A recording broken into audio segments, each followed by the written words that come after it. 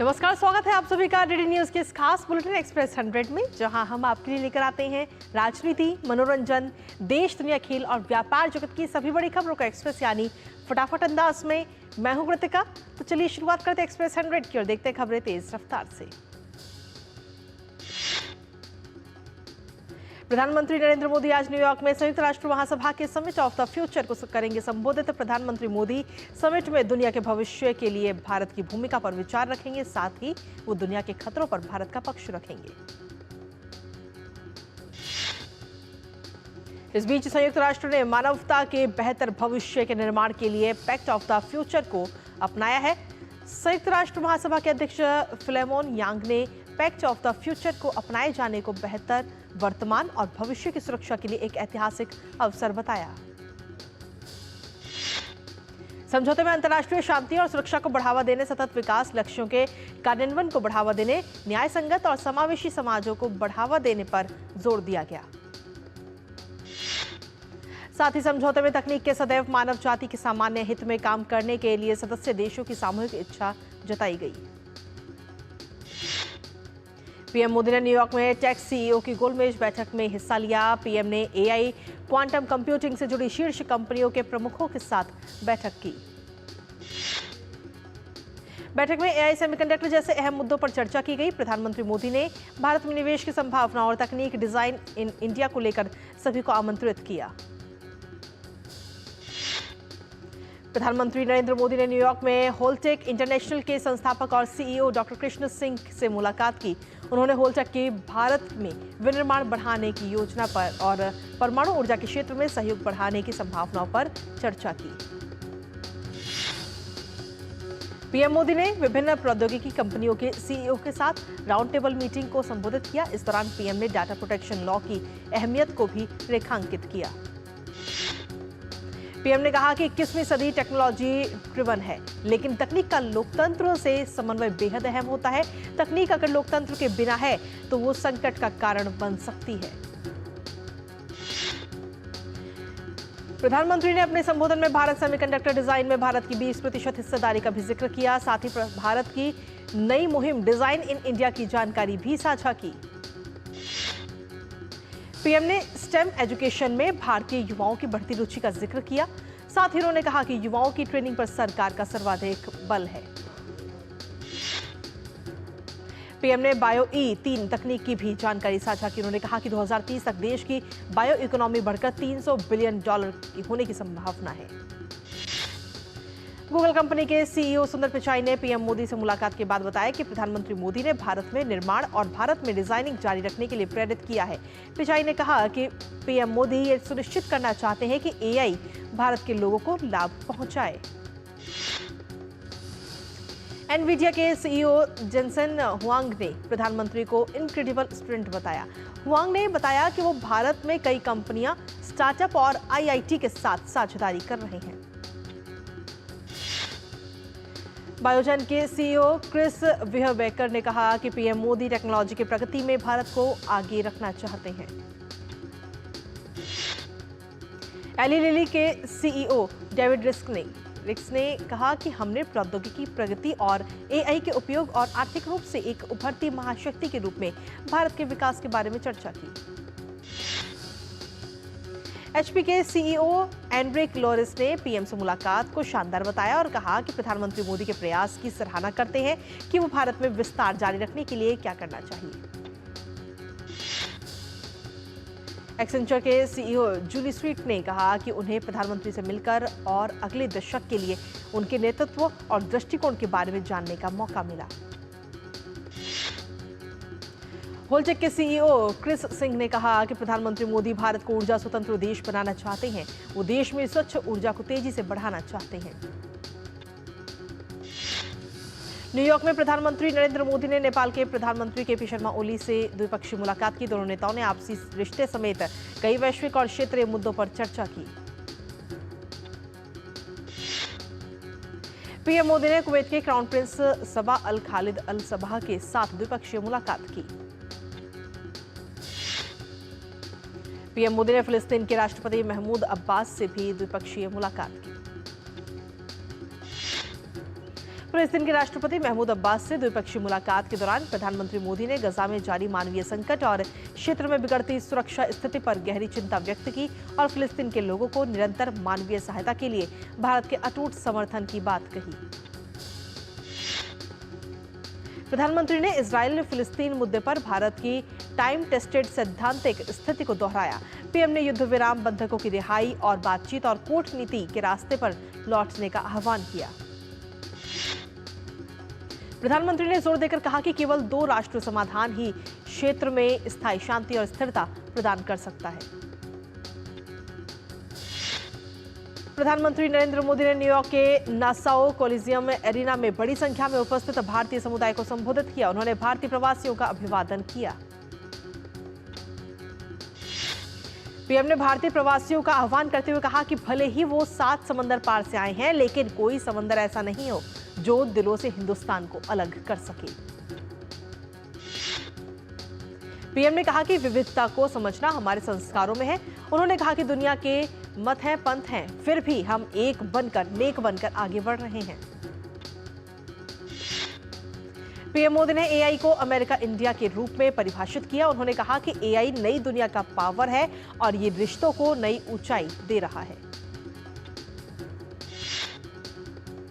प्रधानमंत्री नरेंद्र मोदी की अमेरिका यात्रा के दौरान अमेरिका की ओर से 957 भारतीय पुरावशेष सौंपे गए हैं। विदेश मंत्रालय ने संकल्प को आगे बढ़ाते हुए विकास भी विरासत भी के संदेश के साथ एक वीडियो साझा किया।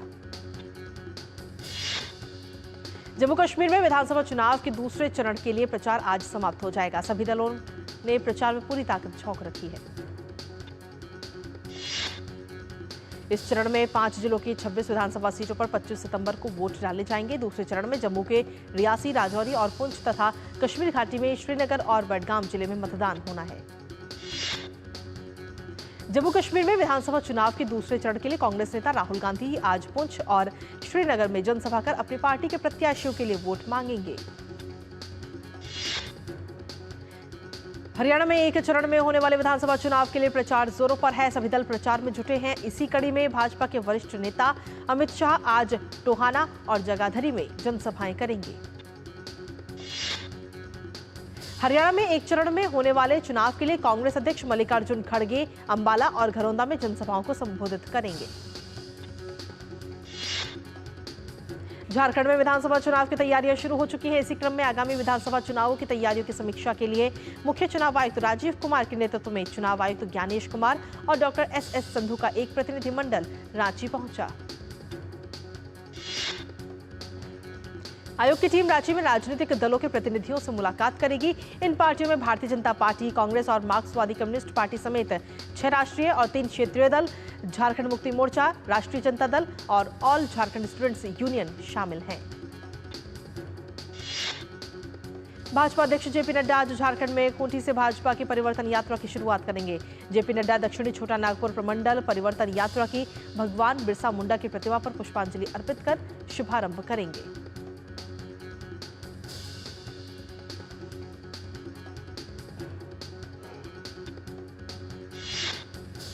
सुप्रीम कोर्ट ने चाइल्ड पोर्नोग्राफी को लेकर बड़ा फैसला दिया। शीर्ष कोर्ट ने चाइल्ड पोर्नोग्राफी को डाउनलोड करना और देखना पॉक्सो कानून के तहत अपराध के दायरे में माना है। सुप्रीम कोर्ट ने मद्रास हाई कोर्ट के उस फैसले को रद्द किया जिसमें कहा गया था कि चाइल्ड पोर्न को डाउनलोड करना या देखना पॉक्सो और आईटी कानून के तहत अपराध नहीं है। कोर्ट ने मामले को फिर से सुनवाई के लिए सत्र न्यायालय भेज दिया है।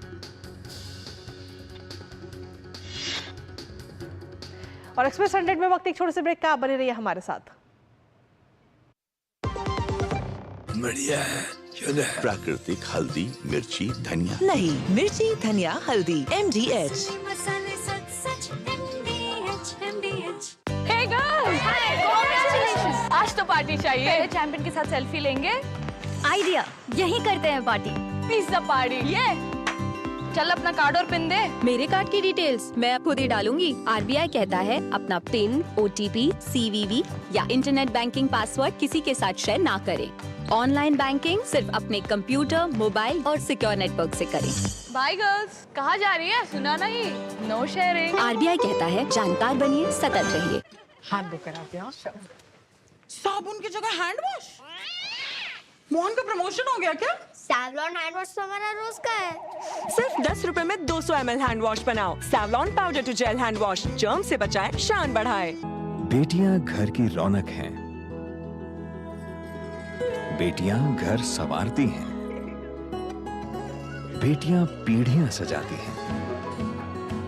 बेटियां घर की बुनियाद कहलाती हैं। बेटियों को सलाम करता है मोंगिया स्टील, स्टील का बादशाह। और ब्रेक के बाद एक बार फिर से स्वागत है आप सभी का वापस रुख एक्सप्रेस 100 का। आज से नई दिल्ली में 2 दिवसीय 10वें राष्ट्रमंडल संसदीय संघ भारत क्षेत्र सम्मेलन की शुरुआत हो गई है। भारतीय संसद इस सम्मेलन की मेजबानी कर रहा है। सम्मेलन का विषय है सतत और समावेशी विकास की प्राप्ति में विधायी निकायों की भूमिका। सम्मेलन की अध्यक्षता लोकसभा अध्यक्ष ओम बिरला कर रहे हैं। सम्मेलन में राज्यों और केंद्र शासित प्रदेशों के विधानमंडलों के 46 पीठासीन अधिकारी शामिल हो रहे हैं। आंध्र प्रदेश के तिरुमाला तिरुपति देवस्थानम ने लड्डू प्रसादम विवाद के मद्देनजर एक महाशांति होमम का आयोजन किया। इस आयोजन में मंदिर समिति के कार्यकारी अधिकारी श्यामला राव और बोर्ड के अन्य अधिकारियों ने पुजारियों के साथ भाग लिया। उत्तर प्रदेश के आगरा कैंट से बनारस के लिए वंदे भारत एक्सप्रेस का नियमित संचालन आज से शुरू हो गया।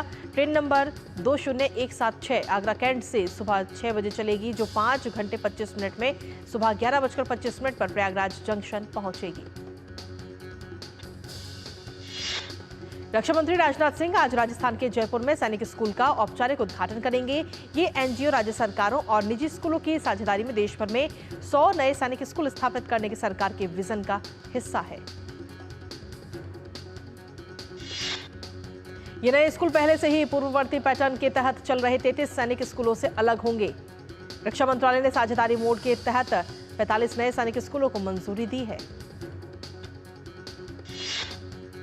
आज अंतर्राष्ट्रीय सांकेतिक भाषा दिवस मनाया जा रहा है, जिसमें बधिर समुदाय द्वारा अनेक कार्यक्रम आयोजित किए जाते हैं ताकि समाज में जागरूकता फैलाई जा सके।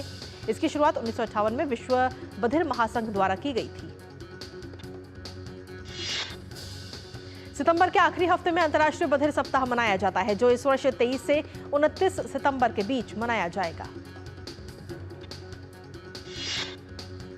केंद्रीय वाणिज्य एवं उद्योग मंत्री पीयूष गोयल ने सिंगापुर में इन्वेस्ट इंडिया के नए कार्यालय का उद्घाटन किया। सिंगापुर कार्यालय इन्वेस्ट इंडिया का पहला विदेशी कार्यालय है।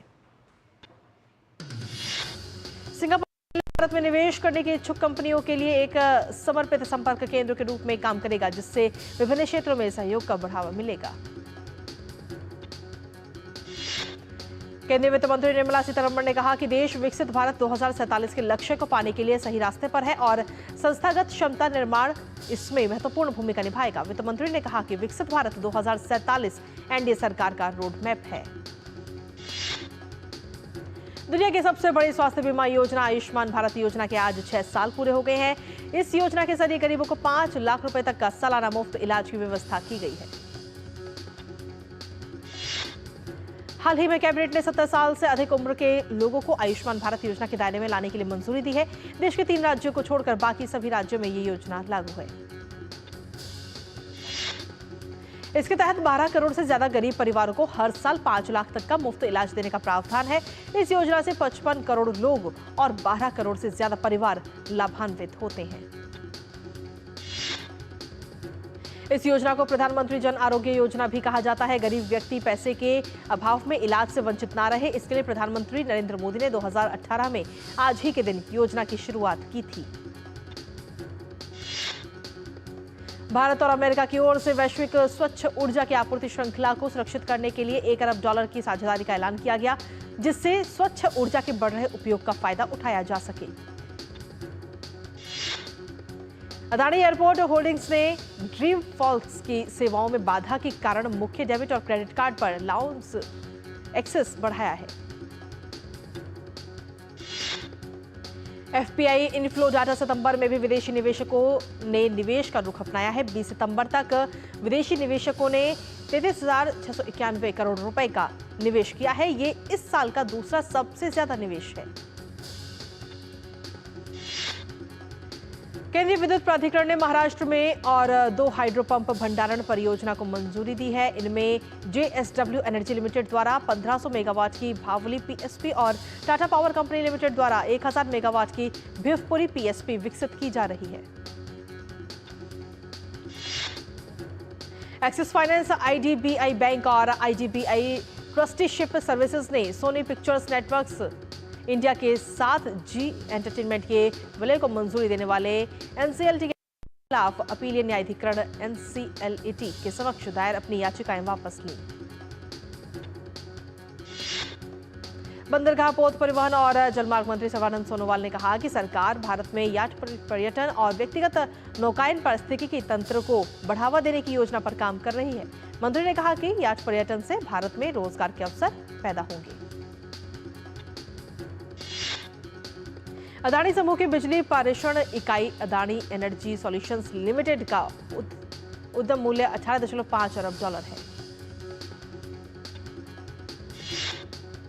डेलॉयट दक्षिण एशिया के मुख्य कार्यपालक अधिकारी रोमल शेट्टी ने कहा कि भारत निराशाजनक वैश्विक परिदृश्य के बीच एक चमकता स्थान बना हुआ है। उन्होंने कहा कि देश विपरीत परिस्थितियों के बावजूद चालू वित्त वर्ष में 7% की वृद्धि दर्ज कर सकता है।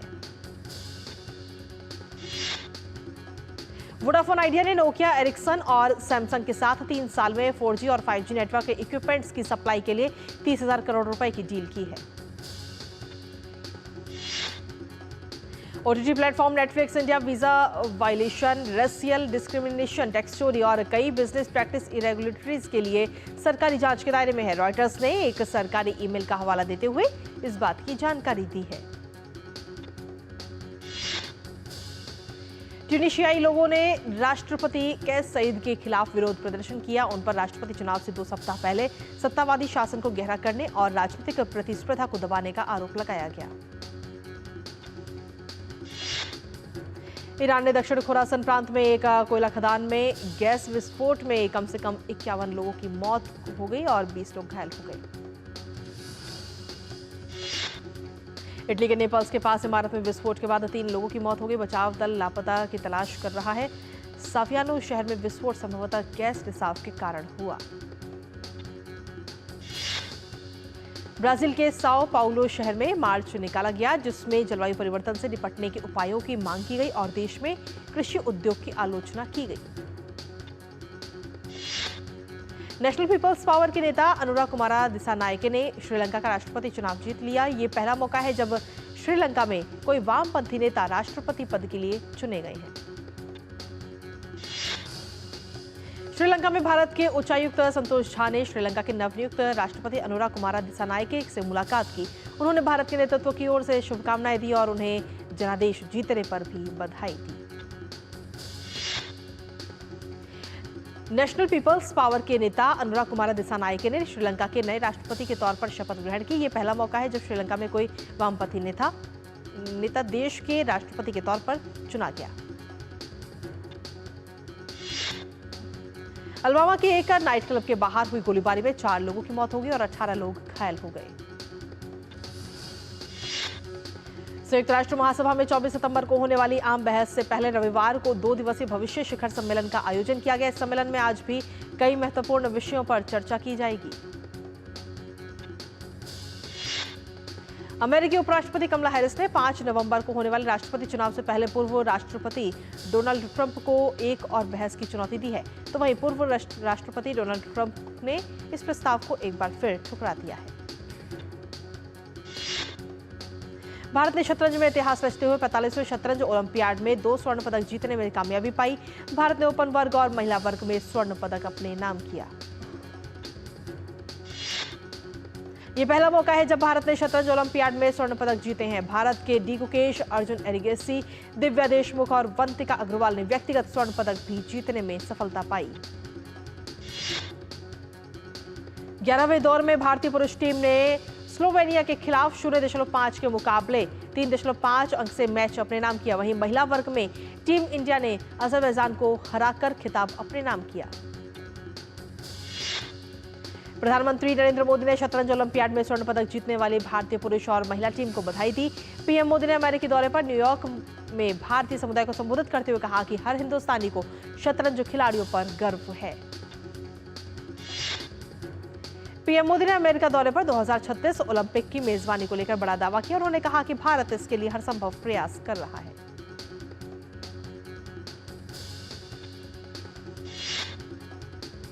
और एक्सप्रेस 100 में वक्त एक और छोटे से ब्रेक का। आप देखते रहिए डीडी न्यूज।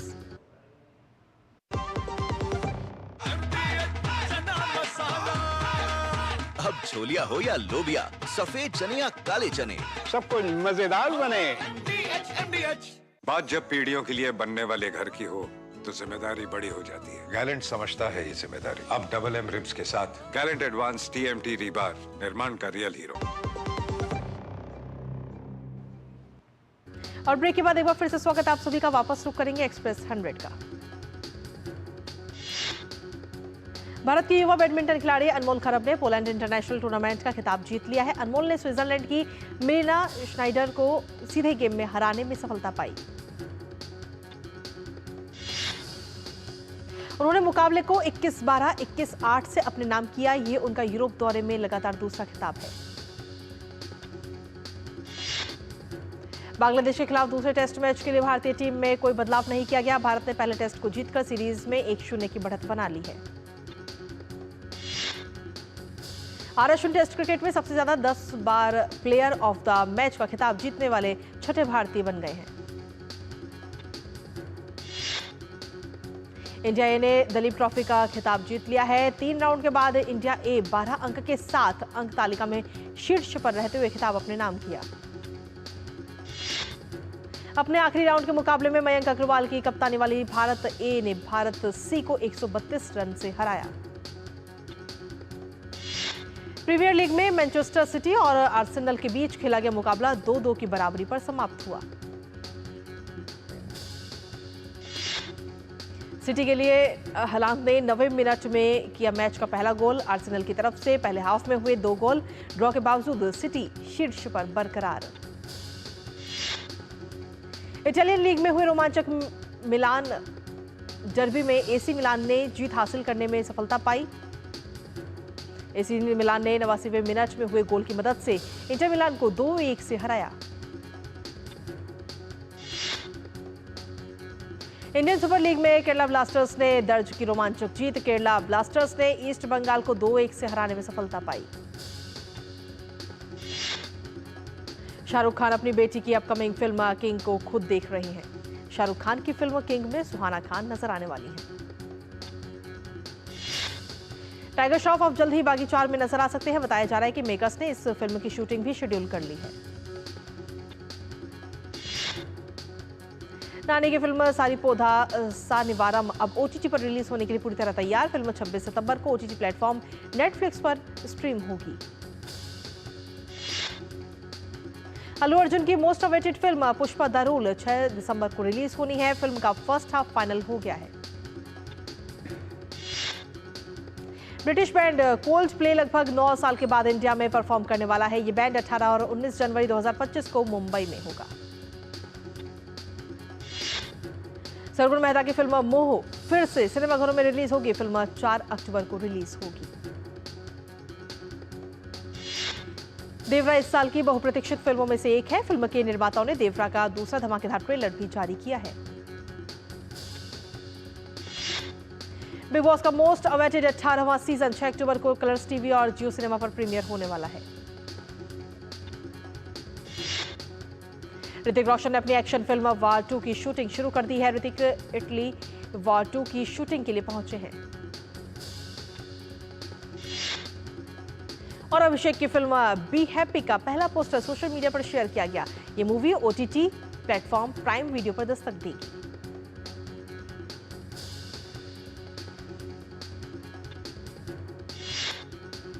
और दुनिया के सबसे बड़ी स्वास्थ्य बीमा योजना आयुष्मान भारत योजना के आज 6 साल पूरे हो चुके हैं। और इस योजना के जरिए गरीबों को 5 लाख रुपए तक सालाना मुफ्त इलाज की व्यवस्था की गई है। लाभार्थियों ने आयुष्मान योजना की तारीफ की है। क्या कुछ कहा है उनका, आपको सुनाते हैं। कूलर फटा था, हेड इंजरी शुरू हुई थी, इलाज हो रहा है आयुष्मान कार्ड की वजह से। अच्छी योजना है, सबके बहुत काम आ रही है। हमारा इलाज का एक भी पैसे नहीं लगा। इस योजना को चलाने के लिए प्रधानमंत्री को धन्यवाद। बड़ी तकड़ी खुशी यही है और पीस और नहीं लगी वो एक मोदी जी धन्यवाद। ये योजना चलाई है प्रधानमंत्री योजना, उसमें हम संतुष्ट हैं।